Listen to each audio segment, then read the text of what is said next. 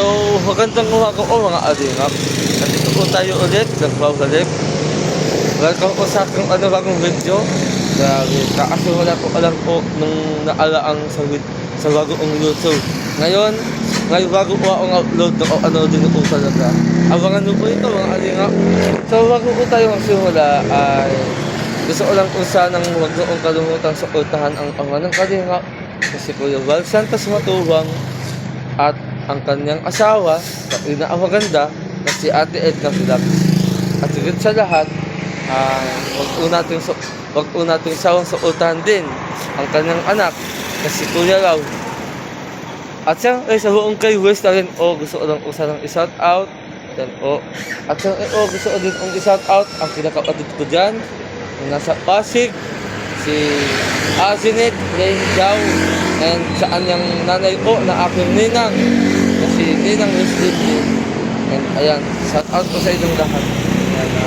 So nandito po tayo ngayon para interviewin ang isa sa pinakamagandang kalinga members ng K-Voice at si Maria Ligaya Vlogs tungkol sa request at sa kanilang at sa samahan namin bilang isang request group. So yan mga alingap, interviewin po natin siya mamaya. So ayan po mga alingap. Ay grabe, paano natin ito i-interview? Naglalayo. Mamaya matatapos na ako. Opo, Oo. Oo. Mamaya. Kayo muna kuya. Kayo muna. Ano? Bakit? Kamusta ang buhay-buhay? Kamusta ang ang kalusugan ko tata? Malusog pa naman? Grabe naman Oo. Tata, gusto lang sana itang ulit interviewin tungkol sa request. Ano po ba ang mga dapat nilang aabangan at mga dapat nilang anuurin? Eh, panoorin nila, nandun ka. Oo. Kung nandun ka, panoorin nila. Kasi lagi... Hindi, tayong Lagi ka wala. Ha? Lagi ka wala. Lagi ako. Lagi sila naghanap sa'yo. Bakit daw wala ka lagi sa Big Chris? Kasi ikaw lang daw yung nagpapasaya sa Big Chris eh. Kaya nga, andito ako, di ba? Pero, Para bumawi kay tata. Maabangan nila sa Big Chris, marami pa magaganap. Oo. Eh, yung Hong Kong, abangan na lang, kaya? Oo naman. Malapit, di ba? Kasama ka ba doon? Oo! Ikaw din, di ba? Kasama ka doon kay tata. Hindi ka pa nagbigay ng 35K. Paano yan? Bigay ka na. Deadline na. Oo. Bigay ka na, hindi pa? Wala na si Ma'am Rosaline. Oo. Pero sabi naman siguro na bibigyan ka. Oo. Kasi kay tata, grabe. Hanggang ngayon, wala ka orin kupas kay tata. Napaka-oging ho orin. Richard Gutierrez ka lang kalinga. Binaliktad mo yata, kupas na. Parang binaliktad mo yata na kupas na ako. Hindi. Ang akin lang, yung kagauhan ho, di na kupas. Oo. Yung helmet ko, ano na rin eh. Dahil ng gas-gas. Wala gamit na ay nasisira. Oo. Si Arjun. Ha? Pati si Arjun nasisira na rin eh. Sira na pagkaisip kay Jessica. Patay tayo dyan, kuya tata. Bakit mga kayo na dyan? Kay Jessica. Ha? Ano pa na, nasisira na pagkaisip kay Jessica. Oo. Kaya nga, kakaiba yung tingin niya, kuya tata. Ha? Kakaiba yung tingin ni Jessica.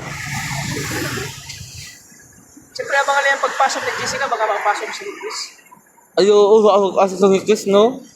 Wala mo, kalab team ko, ayun. Diba, kuya tata? Sana, Love team, wala nang love team basta sa'yo, wala na. Good vibes na lang. oh, good vibes. Good vibes na lang, di man love team yan sa'yo. Kasi alam naman nila yung kalagayan mo eh. Hindi ka na pwede love team. Oo. Good vibes lang. Bawal ka rin. Good vibes. Grabe naman, Kaya ba? para sa atin ko sa Jessica, good vibes lang yan. Bakit bawal na akong i-love team, kuya tata? Anong dahilan?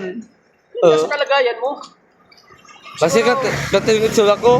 Pero kung masasabi nila na normal ka o PWD or ano ka, pwede ka sa love team. Pero pang good vibes ka lang, good vibes. Grabe ka naman, kuya tata. Hindi ako pwedeng ang kilig. Kuya tata. Gwapo naman ako. Ayan. Good vibes ka lang. Ang good vibes. Good vibes yung ano na. Kasi pwede ka sa love team, good vibes lang. Grabe. Sabihin mo rin. Ganun din, oh. Ang Hindi ko lubos sa kalain mga alingap. Na si Kuya Junjun pala ay tito ko. Kasi yan to sa'yo, yan to. Grabe. Ano ka? Oo. Yan to din, yan to. Hindi ka yan to. Yan. Ano? Sira na. Yan sa Atoria.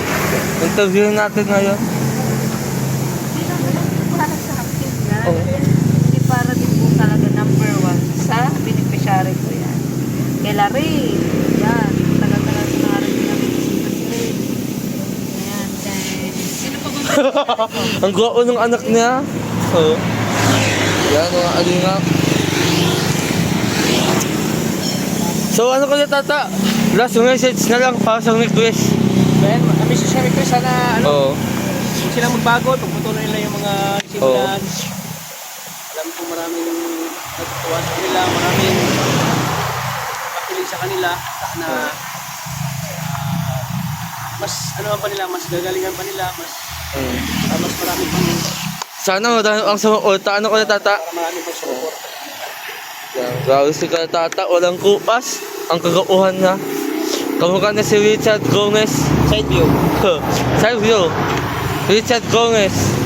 Ayan. Tapos paghalap. Arnel Pineda ko na tata. Joke lang, gwapo si ka tata. Gwapo yan. So, ayan ang atinga. Grabe. Na-interview natin ang isa sa pinaka-oging kalinga. Si Kuya Tata. Yan. Video game pa lang. Yan ang atinga. Grabe ang daming tricycle at kotse, oh. Ayan po. Ayan po. Si Kuya! Grabe. Ay, ako na. Ay, ayun, naguhulog na sila. So, ayun po mga alinga. Ay, sana nag-enjoy kayo sa panonood ng aking video. Pasensya na po kaya, hindi ko na-interview si Ato Maria de Gallo Vlogs at busy sa pag-live. Sa susunod na lang po, interview po natin siya. Yan. Wag po natin kalimutang, bago po tayo magtapos, wag po natin kalimutang sukutan si Kuya Val Santos Matuwang at ang kanyang anak na si Kuya Lau. At siyempre ang kanyang asawa na si Ate Edna. Siyempre gusto ko lang kong i-shout out dyan si Azinet Giao, ang pinakapatid ko po, at ang kanyang nanay na si Ninang Rizlinde. At siyempre shout out din dyan kay Asenti sa aking kaklase Asenti Nicole. Ayan. And yung nanay ko po dyan nasa ibang bansa, si Ma'am Joan, shout out po. Sana ayos ka dyan. Ayan po. Wag din kalimutan na hindi i-skip yung ads. Wag na i-skip yung ads kasi yung ads po ang tumutulong po para sumahod ako ng malaki. Ayan po. So, hanggang dito na lang po tayo mga adinga. Maraming salamat po. Hanggang sa huli. Paalam.